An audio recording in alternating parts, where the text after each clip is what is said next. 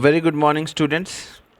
हम लोग फेडरलिज्म पढ़ रहे थे एंड इससे पहले वाले वीडियो में हम लोगों ने डेफिनेशन ऑफ फेडरलिज्म देखा था, देन फीचर्स ऑफ फेडरलिज्म देखा था, दो टाइप के फेडरेशन देखे थे, coming together and holding together. उसके बाद हम लोगों ने पढ़ा था India as a federal system, जिसमें हम लोगों ने अलग अलग लिस्ट के बारे में पढ़ा था, यूनियन टेरिटरीज़ के बारे में पढ़ा था, जुडिशियरी के बारे में पढ़ा था। आज हम लोग पढ़ेंगे how is federalism practice. So paragraph wise पढ़ते जाते हैं, समझते जाते हैं। Constitution provision are necessary for the success of federalism, but these are not sufficient. If the federal experiment has succeeded in India, it is not merely because of the clearly laid out constitutional provision. The real success of federalism in India can be attributed to the nature of democratic politics in our country. This ensured that the spirit of federalism, respect for diversity, and desire for living together became shared ideals in our country. Let us look at some of the major ways in which this happened. So इस paragraph में ये कहना चाह रहे हैं कि सिर्फ constitutional provision, देखिए कॉन्स्टिट्यूशनल प्रोविज़न नेसेसरी होता है, बट सिर्फ उसके होने से काम नहीं चलता। हमारे इधर फेडरलिज्म इतना सक्सेस क्यों है? क्योंकि कॉन्स्टिट्यूशनल प्रोविज़न तो है ही, साथ में जो हमारा पॉलिटिक्स है, डेमोक्रेटिक पॉलिटिक्स, जो नेचर ऑफ डेमोक्रेटिक पॉलिटिक्स है वो भी स्ट्रॉन्ग है। सो एक बार देखते हैं कैसे हमारा डेमोक्रेटिक पॉलिटिक्स स्ट्रॉन्ग है। Linguistic state. The creation of linguistic states was the first and a major test for democratic politics in our country. If you look at the political map of India, when it began its journey as a democracy in 1947 and that of 2019, you'll be surprised by the extent of the changes. Many old states have vanished and many new states have been created. Areas, boundaries, and names of the states have been changed. In 1947, the boundaries of several old states of India were changed in order to create new states. This was done to ensure that people who speak the same language lived in the same state. Some states were created not on the basis of language but to recognize difference based on culture, ethnicity, or geography. This includes states like Nagaland, Uttarakhand, and Jharkhand. सो यहाँ पे हम लोग देख सकते हैं कि like 1947 में बहुत सारे ओल्ड स्टेट जो थे उनके बाउंड्री को चेंज किया गया और नए स्टेट क्रिएट किए गए। और ये किस बेसिस पे किए गए? सबसे पहले कल्चर, एथनिसिटी, ज्योग्राफी एंड सबसे इम्पॉर्टेंट जो है वो है language. When the demand for the formation of state on the basis of language was raised, some national leaders feared that it would lead to the disintegration of the country. The central government resisted linguistic state for some time, but the experience has shown that the formation of linguistic states has actually made the country more united. It has also made administration easier. Continues to be the official policy. Okay. So यहाँ पे ये बता रहे हैं कि बहुत सारे जब लैंग्वेज के बेसिस पे स्टेट बन रहा था तो बहुत सारे जो लीडर्स थे उस ज़माने के 1947 में, उनको लगा कि इसके कारण क्या होगा, कंट्री डिसइंटीग्रेट हो जाएगा, बट ऐसा नहीं हुआ। आज लिंग्विस्टिक बेसिस के कारण हम लोग अच्छे से गवर्न कर पा रहे हैं पर्टिकुलर स्टेट को, और एडमिनिस्ट्रेशन उस स्टेट का बहुत ही ईजी हो गया है। अब पढ़ते हैं language policy. A second test for Indian Federation is the language policy. जो कहते हैं कि इंडियन फेडरेशन का जो टेस्ट है वो है language policy. Our constitution did not give the status of national language to any one language. Hindi was identified as the official language, but Hindi is the mother tongue of only about 40% of Indian. Therefore, there were many safeguards to protect other language. Besides Hindi, there are 21 other languages recognized as scheduled language by the Constitution. A candidate in an examination conducted for the central government position may opt to take the examination in any of these languages. States too have their own official language. Much of the government work takes place in the official language of the concerned state. So, जब बात आई थी कि national language किसको बनाया जाए, तो लोगों ने कहा था हिंदी को बनाया जाता है, बट हिंदी इंडिया का नेशनल लैंग्वेज नहीं है, वो ऑफिशियल लैंग्वेज है। और साथ साथ में हिंदी के ऑफिशियल लैंग्वेज के साथ 21 अदर लैंग्वेजेस हैं जो कि शेड्यूल्ड लैंग्वेज कहलाते हैं। सो अगर कोई सेंट्रल गवर्नमेंट पोजीशन के लिए एग्ज़ाम दे रहा है तो हिंदी इंग्लिश तो होगा ही होगा, साथ में और लैंग्वेजेस भी होंगे. Unlike Sri Lanka, the leaders of our country adopted a very cautious attitude in spreading the use of Hindi. According to the constitution, the use of English for official purpose was to stop in 1965. However, many non-Hindi speaking states demanded that the use of English continue. In Tamil Nadu, this movement took a violent form. The central government responded by agreeing to continue the use of English along with Hindi for official purpose. Many critics think that this solution favored the English speaking elite. So, promotion of Hindi continues to be official policy of the government of India. Promotion does not mean that the central government can impose Hindi on states where people speak a different language. The flexibility shown by Indian political leaders helped our country avoid the kind of situation that Sri Lanka find itself in. तो आप देख सकते हैं श्रीलंका में central government ने अपने खुद का डिसीजन एक्ट बना दिया था, बट यहाँ पे हम लोग के लैंग्वेज पॉलिसी में कैसा है कि 1965 में इंग्लिश को बंद हो जाना चाहिए था, बट फिर भी कुछ स्टेट ने डिमांड किया कि इंग्लिश को ऑफिशियल पर्पस के लिए चालू रखो. सो सेंट्रल गवर्नमेंट उस स्टेट का कंसर्न रखते हुए इंग्लिश को कंटिन्यू की. सो देखिए कितना अच्छा मतलब फेडरलिज्म है इंडिया में कि सेंट्रल स्टेट की बात सुन रहे है ना. Central state relation. Restructuring the central state relation in one more way in which federalism has been strengthened in practice. How the constitution arrangement for sharing power work in reality depends on a large extent of how the ruling party and leader follow the arrangement. For a long time, the same party ruled both at the center and in most of the state. This meant that the state government did not exercise their right as autonomous federal unit. As and when the ruling party at the state level was different, the parties that ruled at the center tried to undermine the power of the state. In those days, the central government would often misuse the constitution to dismiss the state government that were controlled by rival party. This undermined the spirit of federalism. All this changed significantly after 1990. So 1990 के पहले हम लोग scenario ले लेते हैं. Central state का relation कैसे होता था. अगर सेंटर में सपोज बीजेपी ने गवर्नमेंट फॉर्म की और स्टेट में बीजेपी है, सो तब बहुत ही हेल्दी रिलेशन चल रहा है. बट अगर सपोज सेंटर में बीजेपी है एंड स्टेट में कांग्रेस है, सो जस्ट बिकॉज ये अपोजिशन पार्टी है इतना अच्छा रिलेशन नहीं चल रहा है. बट 1990 के बाद का सिनारियो देखिए. This period saw the rise of regional politics parties in many state of the country. This was also the beginning of the era of coalition government at the center. Since no single party got a clear majority in the Lok Sabha, the major national parties had to enter into an alliance with many parties, including several regional parties, to form a government at the center. This led to a new culture of power sharing and respect for the autonomy of state government. This trend was supported by major judgment of the Supreme Court that made it difficult for the central government to dismiss state government in the arbitrary manner. Thus, federal power sharing is more effective today than it was in the early years after the constitution came into force.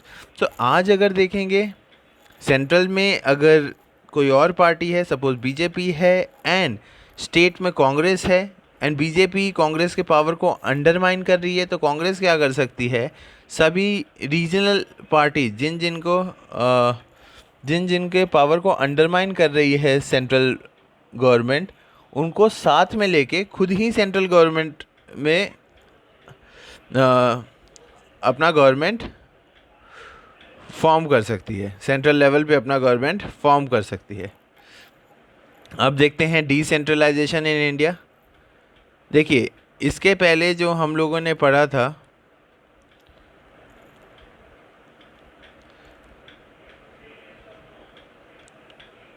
जो how is federalism practice, तो सबसे पहले federalism का देख लिया था कि हम लोगों ने लिंग्विस्टिक बेसिस पे स्टेट बनाए हैं, मतलब हम लोगों ने स्टेट गवर्नमेंट जो है वो अलग बनाई है. सेकंड हम लोगों ने देख लिया था लैंग्वेज पॉलिसी. इसमें आप देख सकते हैं अलग अलग स्टेट की अलग अलग लैंग्वेजेस हैं और सेंट्रल किसी पे फोर्स नहीं करती. सो ये भी एक तरीके का फेडरलिज्म प्रैक्टिस होता है. एक सेंट्रल स्टेट रिलेशन, उसमें भी फेडरलिज्म प्रैक्टिस होता है कि सेंटर का अलग अपना गवर्नमेंट एरिया है एंड स्टेट अपना अलग पावरफुल है, चाहे तो वो कोलिशन गवर्नमेंट भी बना सकती है। अब हम लोग पढ़ेंगे डिसेंट्रलाइजेशन इन इंडिया। देखिए, सेंट्रलाइजेशन और डिसेंट्रलाइजेशन का मैं आपको फ़र्क बता देता हूँ। सेंट्रलाइजेशन का सिंपल सा जो मीनिंग है वो है कि डिसीजन मेकिंग पावर कुछ ही लोगों के हाथ में होगा। डिसेंट्रलाइजेशन मतलब होता है डिसीजन मेकिंग पावर सभी लोग के हाथ में होता है। जैसे स्कूल का एग्जांपल ले लूँ, अगर मैं बोलूँ सिर्फ प्रिंसिपल ही डिसाइड करता है, दैट इज़ सेंट्रलाइज्ड पावर। और अगर प्रिंसिपल क्लास टीचर से पूछता है, स्कूल फ्लोर कोऑर्डिनेटर से पूछता है, दैट इज़ डिसेंट्रलाइजेशन। वो अपना डिसीजन सबसे पूछ पूछ के कर रहा है। तो एक बार पैराग्राफ वाइज पढ़ते जाते हैं और समझते जाते हैं कि डिसेंट्रलाइजेशन क्या होता है। We noted above that federal government have 2 or more tiers of government. We have so far discussed the 2 tiers of government in our country, but a vast country like India cannot be run only through these 2 tiers. States in India are as larger as independent countries of Europe. In terms of population, Uttar Pradesh is bigger than Russia. Maharashtra is about as big as Germany. Many of the states are internally very diverse. There is thus a need of power sharing within the states. Federal power sharing in India needs another tier of government below that of the state government. This is rational for decentralization of power, thus resulted in a third tier of government called local government. So India का अगर example ले तो India में कुछ कुछ state इतनी बड़ी है कि वो यूरोप को टक्कर दे दे, है ना। सो उनको गवर्न करने के लिए हम लोगों ने लोकल गवर्नमेंट इंट्रोड्यूस किया। ऐसा बोलते हैं कि laser will be the governance, better will be the government. जितना एरिया कम होगा गवर्न करने के लिए, उतना अच्छे से गवर्न होगा। So, when power is taken away from central and state government and given to local government, it is called decentralization. अब exact मतलब आपको डेफिनेशन दिया है कि जब सेंट्रल और स्टेट से पावर लेके लोकल गवर्नमेंट को दे दिया जाए तो उसको क्या कहते हैं, decentralisation. The basic idea behind decentralisation is that there are a large number of problem and issue which are best settled at the local level. People have better knowledge of problems in their localities. They also have better ideas on where to spend money and how to manage things more efficiently. Besides, at the local level, it is possible for the people to directly participate in decision making. This helps to inculcate a habit of democratic participation. Local government is the best way to realize one important principle of democracy, namely local self government. अब कोई भी छोटा issue हो जाता है किसी particular district में, तो हम उसको इंडिया लेवल पे हाईलाइट करें, ये ठीक नहीं है। उसको लोकली ही सॉल्व करना ठीक रहेगा, क्योंकि लोकल जो डिस्ट्रिक्ट के लोग हैं वो उस इशू को ज़्यादा बेटर जानते हैं। कैसे फंड डिस्ट्रीब्यूट करना है डिस्ट्रिक्ट में, वो लोकल लोग ज़्यादा जानते हैं। सो इसलिए लोकल गवर्नमेंट का होना ज़रूरी है। The need for decentralization was recognized in our constitution. Since then, there have been several attempts to decentralize power to the level of village and towns. Panchayats in village and municipalities in urban areas were set up in all states. याद रखिएगा, panchayat village में होती है, municipalities urban में होती है ना। आज हम लोग देख रहे हैं SMC, so that is municipalities. But these were directly under the control of state government. Election to this local government were not held regularly. Local governments did not have any power or resources of their own, thus there were very little decentralization in effective terms. तो decentralisation बहुत पहले से था, मतलब central और state के जो power थे वो लोकल को दिए हुए थे, बट लोकल लेवल पे सबसे पहले इलेक्शन सही से नहीं होते थे, है ना। लोकल लेवल को उतना मतलब पावर नहीं दिया गया था, रिसोर्स नहीं दिया गया था, जिसके कारण फिर वो फेलियर होता था। But a major step taken decentralisation was taken in 1992. ये 1992 ईयर बहुत इंपॉर्टेंट है। The constitution was amended to make the third tier of democracy more powerful and effective. Now it is constitutionally mandatory to hold regular election to local government bodies. So अब ये देख लीजिए, ये 5 point आ सकते हैं, क्योंकि कैसे हम लोगों ने लोकल गवर्नमेंट को ज़्यादा पावरफुल किया, कैसे थर्ड टायर को ज़्यादा इफेक्टिव किया। सो इसमें सबसे पहले इलेक्शन रेगुलरली लेने लग गए. Seats are reserved in the elected bodies and the executive heads of these institutions for the scheduled caste, scheduled tribes and other backward class. Seats को रिजर्व कर दिया जाता है शेड्यूल कास्ट, शेड्यूल ट्राइब्स और OBC के लिए। क्यों? क्योंकि वो लोग भी एक्टिवली पार्टिसिपेट लें और स्ट्रांग हो, हमारा मतलब थर्ड है। At least 1/3 of all positions are reserve for women. Women के लिए भी 1/3 पोजीशन रिजर्व्ड होता है। An independent institution called the State Election Commission has been created in each state to conduct panchayat and municipal election। अब election fair हो इसके लिए एक अलग बॉडी क्रिएट की गई है, इंडिपेंडेंट इंस्टीट्यूशन है वो, that is state election commission.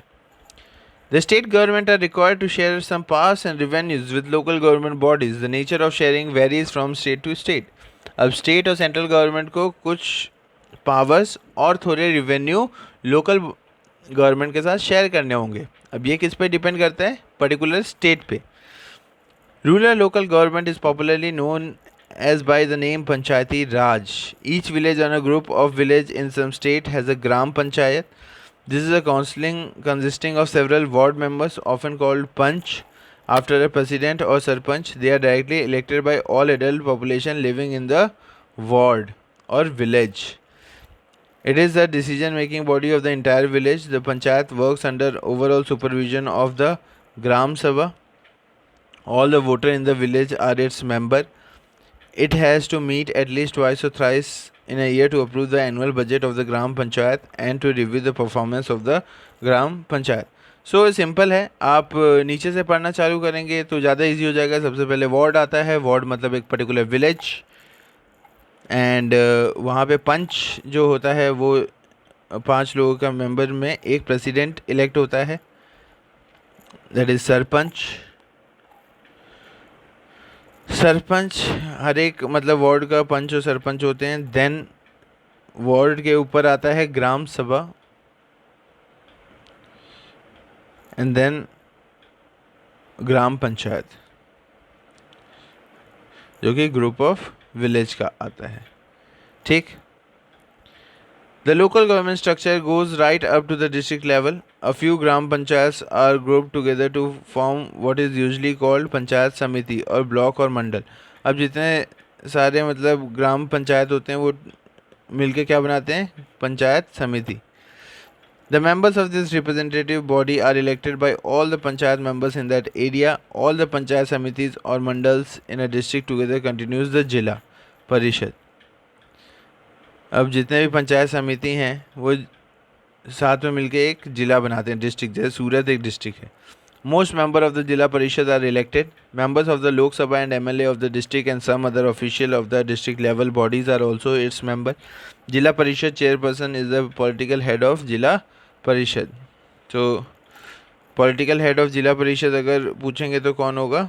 जिला Parishad chairperson. Similarly, local government body exists for urban areas as well। Municipalities are set in towns। Big cities are constituted into municipal corporation। ये आप सब जानते होंगे। Both municipalities and municipal corporation are controlled by elected bodies consisting of people representative। So city में होते हैं municipalities, और जो लोग जैसे बड़ी सिटी होते हैं उस पर म्यूनिसिपल कॉर्पोरेशन होते हैं। Municipal chairperson is the political head of the municipality, and in a municipal corporation such an officer is called the mayor। अब municipal corporation जो होता है उसका जो head होता है उसे क्या बोलते हैं? mayor। The new system of local government is the largest experiment in democracy conducted everywhere in the world। There are now about 36 lakh elected representatives in the panchayat and municipality etc. all over the country। The number is bigger than the population of many countries in the world।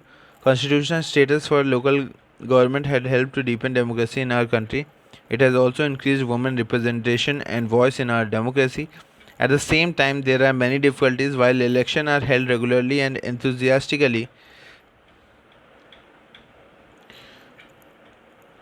Gram Sabhas are not held regularly। Most state governments have transferred significant power for the local government, nor have they given adequate resources। We are thus still a long way from realizing the ideal of self government।